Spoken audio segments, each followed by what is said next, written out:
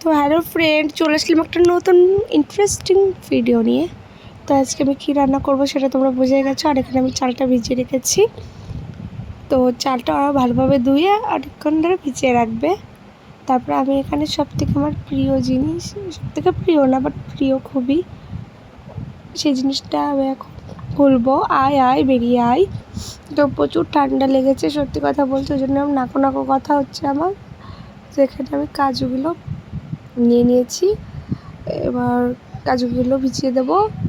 তো এর ভিতর কিছু কিশমিশ ছিল, আমি অতটা খেয়াল করিনি, ভিতরে কোটোর মধ্যে কাট করেছে পড়ে গেছে। তো আমি আলাদাভাবে বাটিতে কিশমিশ ভিজিয়ে রেখে দেবো।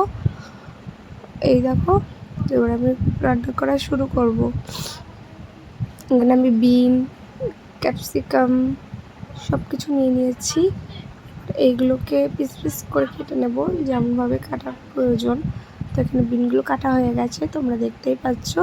আর গাজরও নিয়েছি, গাজরটাও কেটে নেব খুব সহজ নিয়মে। এই দেখো, ক্যাপসিকামটাও কাটা হয়ে গেছে।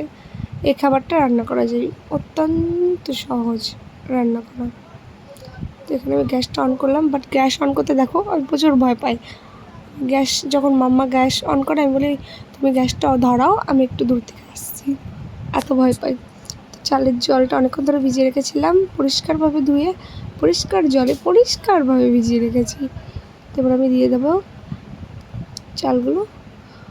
আগের দিনও রান্না করেছিলাম, তো সেটার ভিডিও নেওয়া হয়নি, তো এই দিন যেটা রান্না করলাম সেটার ভিডিওটা নিলাম। তো এই দেখো আমাদের নতুন ঘর, দেখো এখানে দুটো থাক করেছি। সবে ঘরে বেশি দিন নাই, কয়দিন হয়েছে রান্না করা শুরু করেছি। আর এই যেখানে বেসিন এখনও পুরো ঠিক হয়নি, এর ভিতরে আমার বোন আবার সব সবজি টবজি ঢুকিয়ে দিয়েছে। গাজর, বিন, ক্যাপসিকাম সব কাটা আছে। তো এই চালের মধ্যে আমি একটু এলাচের ফল টল দিয়ে দেবো, লবঙ্গ হ্যান ত্যান। তো দেওয়ার পর গন্ধটা না জাস্ট ওয়াসাম, যে গন্ধটা আসে। এরপর আমার ভাতটা যখন মনে হবে ফুটে গেছে, বেশিক্ষণ ফোটাবে না, নরম হয়ে গেলে কিন্তু খেতে ভালো লাগবে না। তো আমি ঝাঁঝরির মধ্যে ঢেলে নিলাম। দেখো দারুণ লাগছে, চালের গন্ধটা কি সুন্দর কি বলবো। তারপর আবার গ্যাসটা অন করে নেব, নিয়ে ওর ভিতরে আমি দিয়ে দিলাম গাজরের পিসগুলো সব। ও গাজরটা এবার ভাজা হচ্ছে, ভালোভাবে ভাজতে হবে, বেশি কাঁচা রাখা যাবে না, আবার একদম দড়ি দড়ি করলেও হবে না, বেশি ভাজলেও হবে না, একদম কম ভাজলেও হবে না, মিডিয়াম ভাজতে হবে। যদি বেশি ভাজি তো ক্যাচ ক্যাচ করবে না, বেশি ভাজলে দড়ি হয়ে যাবে শক্ত, আর কম ভাজলে ক্যাচ ক্যাচ করবে। তো এরপরে আমি গাজরগুলো তুলে নেব। বা বেটিয়া কত সুন্দর কাজ করছি আমি, দেখো। আর বকছি আমার দিদির সাথে তার বোনের সাথে। তারপর আমি আবার কড়াইয়ে দিয়ে দেব তেল, তার মধ্যে আমি বিনগুলো দিয়ে দেবো। আর বিন দেওয়ার পর একটু নাড়াচাড়া করে আমি ক্যাপসিকামটাও দিয়ে দেবো এর মধ্যে। দেখো ক্যাপসিকামটাও দিয়ে দিয়েছি।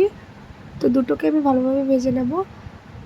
আর আমি এর ভিতরে একটু হালকা পরিমাণ লবণ আর চিনিও দিতে হবে, আমিও দিয়ে দেবো এর মধ্যে চিনি, তাহলে বেশি ভালো হবে। পরে দিলে দেখো এখানে লবণ দিয়েছি, একটু একটু চিনি দিয়ে নেব। আমি না গাজর ভাজার সময় না চিনি দিতে ভুলে গেছিলাম, ওই জন্যে আবার গাজরটা এর মধ্যে ঢেলে দিয়েছিলাম পরে। আর এর মধ্যে আমি একটু ঘি ঢেলে দেবো, তাহলে খেতে না আরও টেস্ট লাগবে। এই দেখো গাজরটা আবার দিয়ে দিচ্ছি। খুব সহজ নরম পদ্ধতিতে এই রান্নাটা করা যায়, খুবই সহজ পদ্ধতি রান্নাটা করা। এবার এর ভিতরে আমি ঘি দিয়ে দিয়েছি। তারপরে আমি ওই চালটা, তার মানে যেটা ভাত হয়ে গেছে সেটার মধ্যে ঢেলে দেবো। সব দিলাম ঢেলে, এবার একটু নাড়াচাড়া করে নেব। বেশি নাড়াচাড়া করলে কিন্তু হবে না, আস্তে আস্তে ভাতটা ভেঙে যাবে।